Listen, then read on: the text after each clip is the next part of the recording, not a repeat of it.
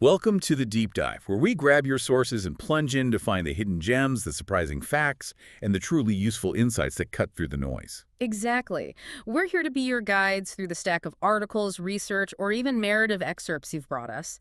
We help you zero in on what's most important and why it genuinely matters. And today, you've shared something really gripping excerpts from a narrative about a kingdom facing a major existential threat.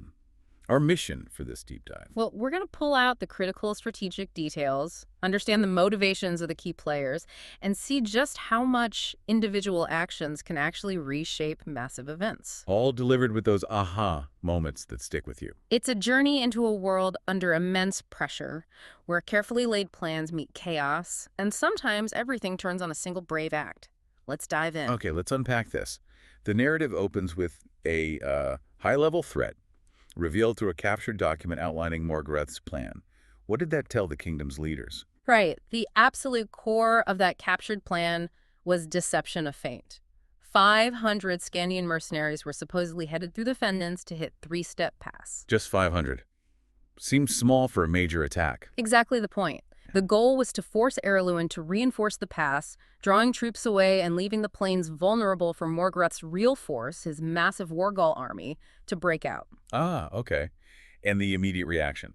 The leaders saw a potential countermove. Right. King Duncan, Halt, and others recognized this as an opportunity to use Morgarath's anticipated move against him.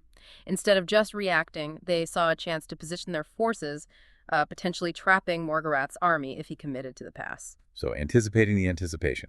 Clever. It was all about getting one step ahead. Meanwhile, the narrative shifts focus to a seemingly unrelated mission for young Will. Gilan arrives at Redmond, sent by Crowley, looking for someone to join an embassy heading to Celtica. Yeah, and Halt puts Will forward. This is fascinating from a character perspective. Why Will? The narrative suggests Halt is, well, maybe a bit worried about Will, perhaps seeing him getting a bit too comfortable or needing broader experience. This embassy is presented as exactly the kind of challenge and growth opportunity Halt believes Will needs right now. Makes sense. And Gilan, stepping into his role, brings a touch of formality right away, insisting on Sir Gilan. He does, and the narrative notes this caused some suppressed giggling from Horace. Predictable. It immediately establishes the dynamic for this journey. A blend of official responsibility and the underlying slightly irreverent bond between the boys and Gilan, who isn't that much older himself. Their journey towards Celtica is described as pretty rough going. Oh, yeah. Cold, hard country, windy, with stunted trees and rough stone houses. It paints a clear picture. Suggesting Celtica itself might be tough terrain. Exactly. Potentially hinting at geographical challenges that could become strategically important later. Okay, so as they travel, Gilan takes on a training role, focusing particularly on Horace. The narrative highlights some unexpected sword training. This is where we get a really cool detail about ranger skills that goes beyond what you might expect. Gilan teaches Horace the double knife sword defense. Double knife. Yeah, and it's explicitly noted this isn't a standard technique everyone knows. And the narrative points out, Halt didn't show Will of this, and Gilan even sighs about having 2 apprentices now. Yeah. But this double knife isn't just a neat trick, is it? It sounds like a high-level skill. Oh, absolutely. It's described as a second-year subject in the kingdom's battle schools, taught by Battlemaster Sir Rodney himself. Wow. And the insight here is that rangers deliberately keep this quiet. It's a dangerous technique to face if you don't know how to counter it, giving a ranger in close combat a critical, unexpected edge. A secret weapon, basically, for when things go really wrong. Exactly. Like Gilan's grim hypothetical. Your bowstring breaks, you're trapped against a cliff, no room to move. What do you do? Well, better to know the double knife defense than, well, Gilan's alternative suggestion of just jumping off the cliff. Right. It highlights the ranger philosophy.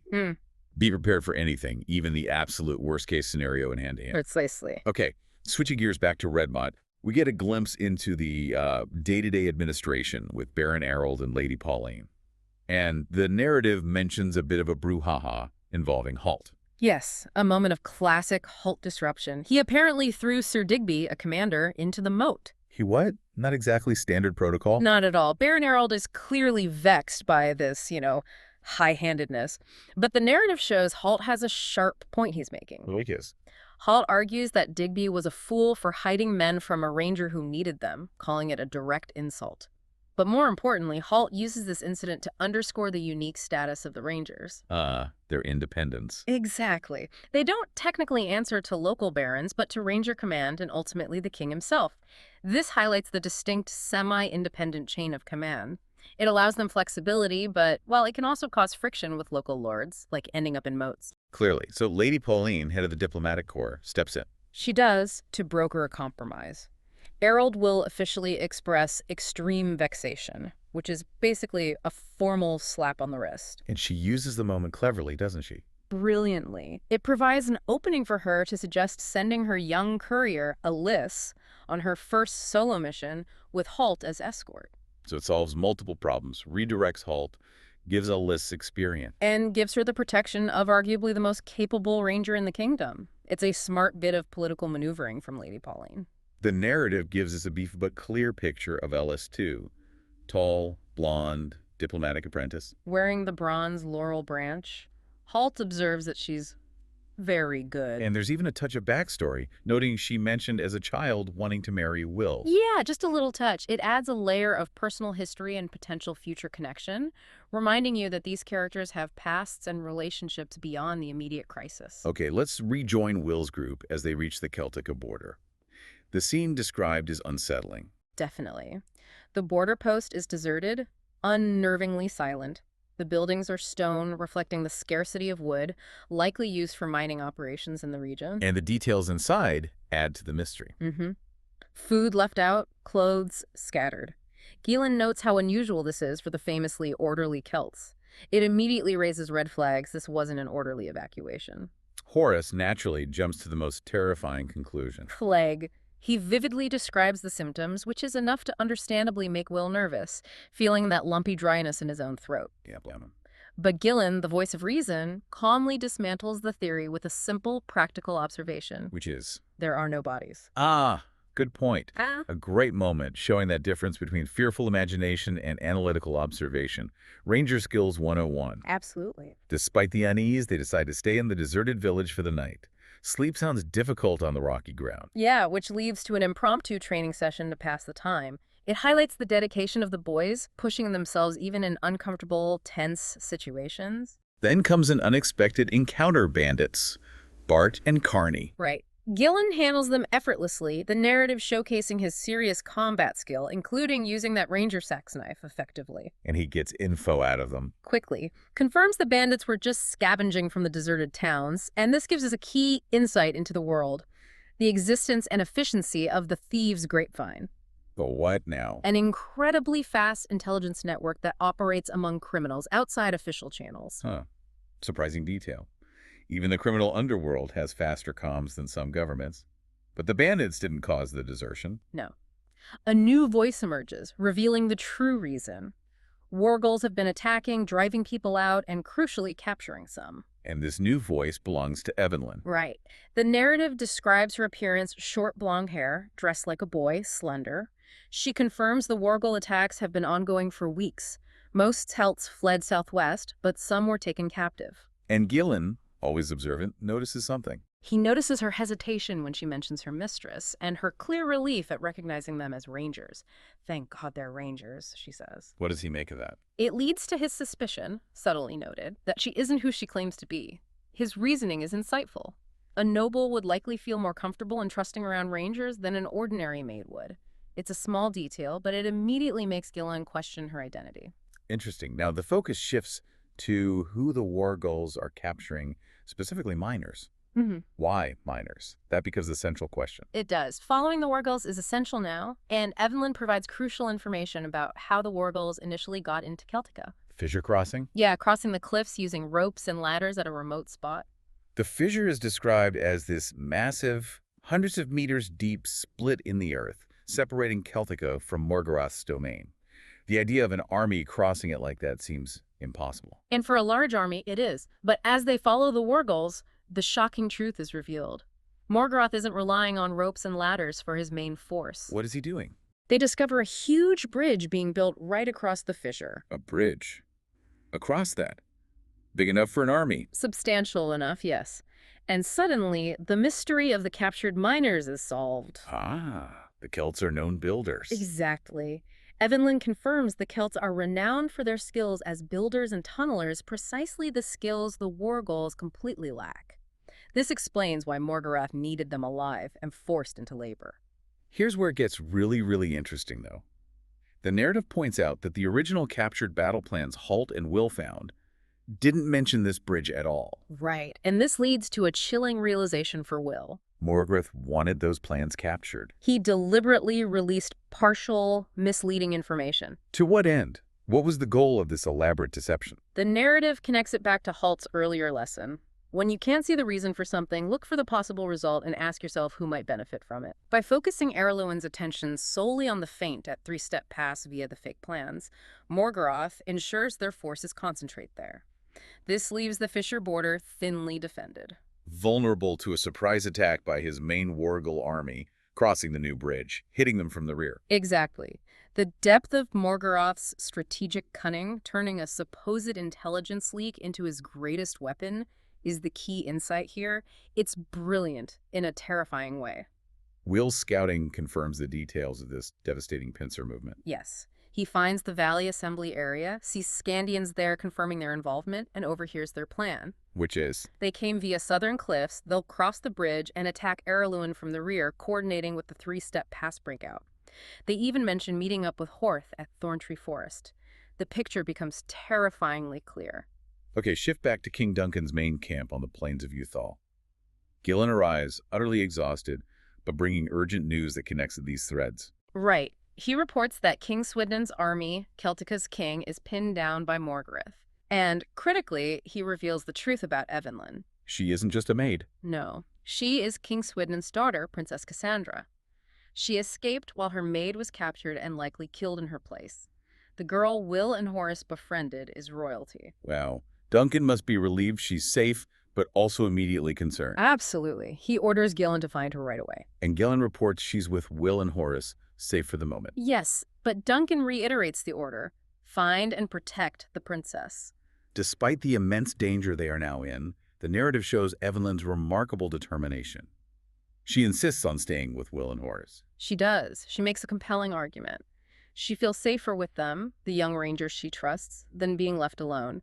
Plus, she points out she can help keep watch. Practical point. Even Horace has to concede it makes sense. They recognize her resolve, which is maybe unexpected given her royal status, but completely in character for the girl they've come to know. Okay, so realizing the magnitude of the threat the bridge represents, Will, Horace, and Evanlyn make an incredibly bold decision. They decide they will attempt to destroy it themselves. 3 of them.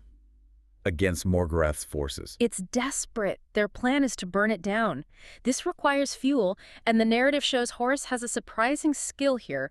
Using Will's sax knife, he's incredibly efficient at slicing planks into kindling. A callback to his unexpected skills. Shows how varied abilities come into play, and Will also takes a precaution Gilan suggested, sharing Tug's alert code word with Horace. A silent signal. Used by rangers, just in case they get separated or something happens to him. It really underscores the danger they know they're facing. So they set about the tense, desperate task of gathering wood and starting the fire, targeting the cables on the far side of the fissure. You can feel the nervousness in the description, Will fanning embers, the bridge lurching ominously as they work. And as they struggle to get the fire going, figures approach. Will, using his ranger stealth and observation training, positions himself to watch and identify them in the darkness. And in a critical, heart-stopping moment, He realizes they aren't Wargals after all, they're Skandians. the mercenaries from the original feint plan, or others. Well, these are the ones who came via the cliffs for the real pincer movement.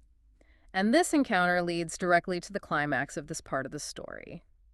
Will and Evanlyn are captured by the Skandians. Oh no, what about Horace? The narrative notes that Horace, in the confusion and as the bridge begins to collapse behind them, somehow manages to escape. Okay. Meanwhile, back on the plains of Uthal, the main forces gather. The narrative sets the scene. Yeah, King Duncan's Araluen army waiting, Morgarath's Wargals forming up near the fens where the soft, boggy ground is strategically bad for cavalry charges. Morgarath is trying to dictate the terrain. We get a great detail about the atmosphere before the battle, too. The unnerving, rhythmic Wargal chanting, it's meant to demoralize. But the Araluens have a response. Baron Arald suggests the Scottish clans in their ranks strike up their bagpipes to drown out the enemy sound. A defiant and, pretty memorable image. Definitely. And then, just as tensions reach their peak, a courier arrives, Yeah. followed moments later by Gilan, arriving exhausted again. He must be running on fumes. And he brings utterly incredible news. Halt is alive. Alive? They thought he might be dead. It was unclear after his earlier actions, but yes, alive. And the Skandians everyone feared were attacking from the rear. Yeah. They were intercepted and defeated by Halt's force. Even more astounding, Araluen archers are now impersonating those Skandians. What? Holt planned this. Yeah. This was his brilliant, multi-layered deception coming to fruition. He lured Morgarath out. Precisely. Gilan quickly explains Halt's plan. The disguised archers advance, looking exactly like the feared Skandian rear attack Morgarath was anticipating. Making Morgarath think his pincer was working. Right. Seeing this, Duncan's army appears to turn to face this new threat. This draws Morgarath's wargals forward from the fens, expecting to crush the Araluens between his forces and Horace's supposed Skandian attack. But it's a trap. A perfect trap. Instead, the Araluen army and the Skandian archers open a path, allowing the hidden heavy cavalry, the core of Duncan's strength, to charge directly into Morgarath's exposed main army. Caught completely off guard in the open. Exactly. The narrative vividly describes Morgarath falling for it, seeing the wedge of cavalry burst from the dust, realizing too late he's been caught by the full, devastating force of Duncan's mounted knights. His army must just disintegrate. It does, under the shock and power of the 3 waves of cavalry charges. Morgarath, defeated on the battlefield, retreats towards Three-Step Pass, now seeking a different kind of confrontation. A truce is called on the field. Then, in a dramatic turn, Morgarath rides out, requesting single combat. Yes, against Halt. Against Holt specifically. Why? He offers high stakes.